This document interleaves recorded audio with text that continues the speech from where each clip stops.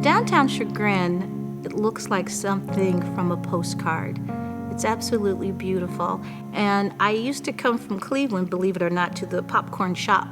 I thought, wow, this looks like the perfect neighborhood, having no idea that down the street and around the corner was this tiny little community of lower income. Once you turn the corner and you come in, you realize this is totally different. You're so close and yet so far away and somewhat unknown is a mystery to me and I think many others. The property was purchased by a Jewish family way back when, in the 1920s, and he owned a newspaper company. He decided to sell the allotments. He said, if you buy a subscription for me, a 6-month subscription, I would give you a plot to live here.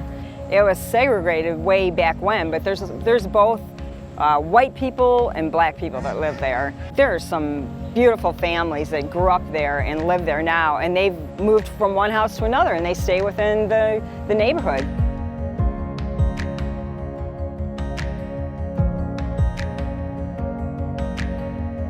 I would like to see the center grow. It started off as, I don't know if you know, a little shack, a little house. It was a mink farm, I believe. And from the mink farm, it kind of grew into a center where they had a daycare. From the daycare, it just kind of evolved into an after school center where we are now. The needs are always evolving. The needs are based on the community that we serve. There's a lot of children in the community and they need help as far as academia, and then that's what we need to be here for. The children here are unique because they get a little bit more attention, I think, than the average kid. Monday through Friday when they come here, and to have their tutor sit next to them and say, I care about you, I just think they're getting extra love.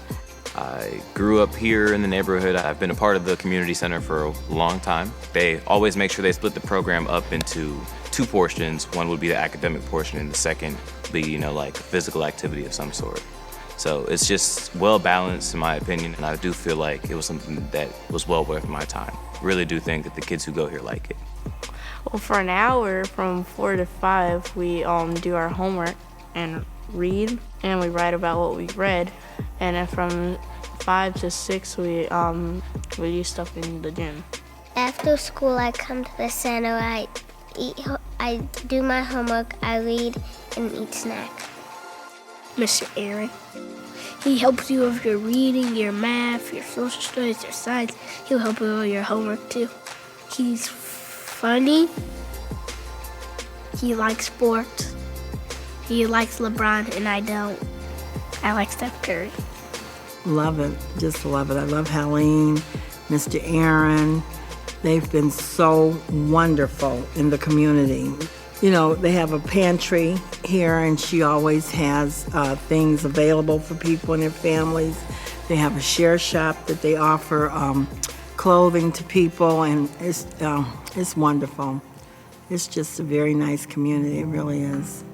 Well, I've had many people that when I say that I tutor at Chagrin Falls Park and that I come to the community center on a regular basis, tell me that, I should be afraid to come to this community. I have been in this community for over 20 years. I have gone door to door. I have never felt unsafe. I've never had any incident of any kind. There are people that know that we exist, but don't want us to exist because, well, they want their neighborhoods to look a certain way. I think it's a combination of that and people who just have not heard of us. I'm not even sure why there's a disconnect with something so close. I was told that when some children would go to collect for the food pantry, sometimes the schools would collect in Chagrin Falls, and some children were told, but there's no one around here that needs food. So there's the disconnect.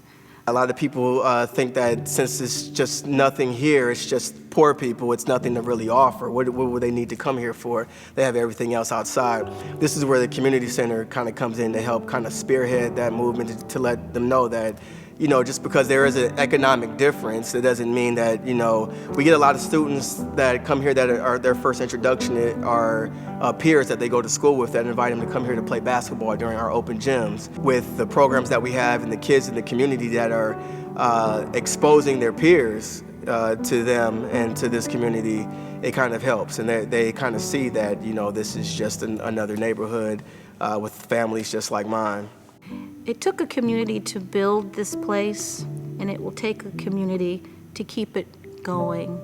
The financial situations that we find ourselves in, I guess it's the reason why there are not that many community centers left. Places like this are very unique, but very difficult to finance and run. We pour our hearts into it because we know what it does for families. I truly believe the families that come here, they are not looking for a handout. They also come here looking for the chance to give. I'd like to see more community centers like this, and every time a child is helped, many more of the future have been helped. It's a promising future. At least I think so.